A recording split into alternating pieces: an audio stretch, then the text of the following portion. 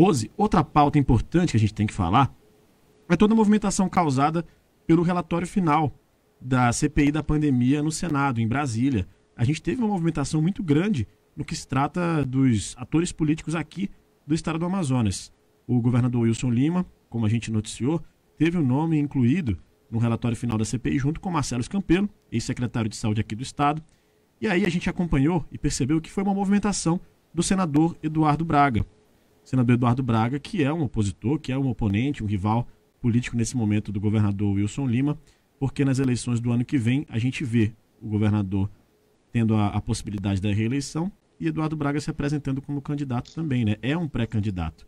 Por outro lado, o governador Wilson Lima disse que essa pressão de Eduardo Braga para incluir o nome dele no relatório final tinha interesse exclusivamente eleitoral.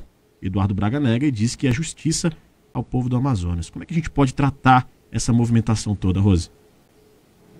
São argumentos que são utilizados todos também do ponto de vista eleitoral, de ambos os lados, eu acho. No entanto, Rafael, é preciso que a gente observe que havia ali na CPI da Covid uma série de contribuições importantes, responsabilidades de investigação sobre o que aconteceu aqui no Amazonas. A gente não pode ignorar que houve um segundo colapso do sistema de saúde em menos de 8 meses e que as pessoas morreram por falta de uma série de insumos e de assistência de saúde, entre as quais a pior delas, pessoas morreram nos hospitais asfixiadas por falta de oxigênio. Isso é um fato.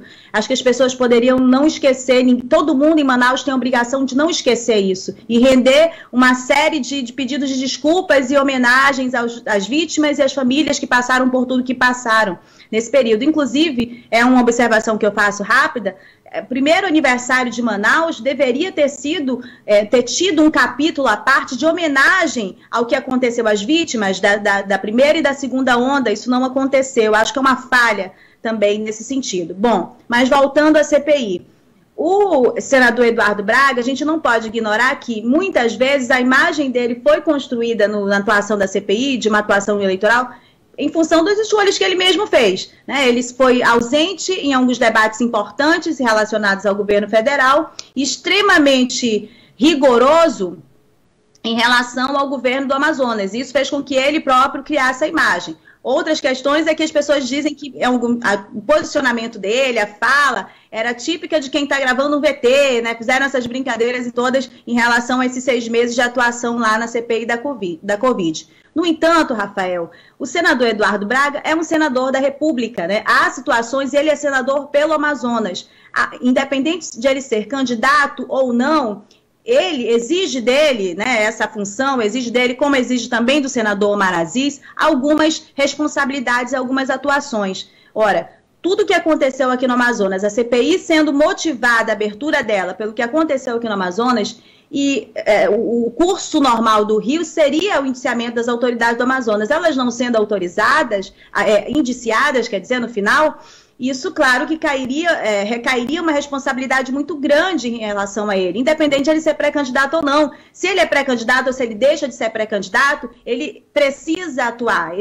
Há uma exigência da atuação deles, pela função que eles ocupam, em relação ao que aconteceu. Então, assim, esse argumento, para mim, não tem muita lógica. Ele fez o que precisava ter feito, sim, inclusive politicamente, inclusive eleitoralmente, neste sentido, porque pelas pesquisas e pelas sinalizações de reações do próprio governo em relação a ele, você vê o governador Wilson Lima, não tem um perfil político de ataque e de reação, muitas vezes ele apanha o calado, mas ele acabou agora mirando mais diretamente o Eduardo Braga, e isso mostra que ele está reagindo a algum contexto, né? As informações que a gente tem são que pesquisas mostram que há um momento desfavorável para o Wilson Lima e um pouco favorável para Eduardo Braga, sim. Então, política e eleitoralmente, essa atuação dele, ainda que algumas críticas ou elogios, né, aí de lados diferentes, isso trouxe algum resultado para ele. Esse é um dado. Agora é preciso que a gente observe que a resposta do governador Wilson Lima, você tem a resposta do governador para citar rapidamente?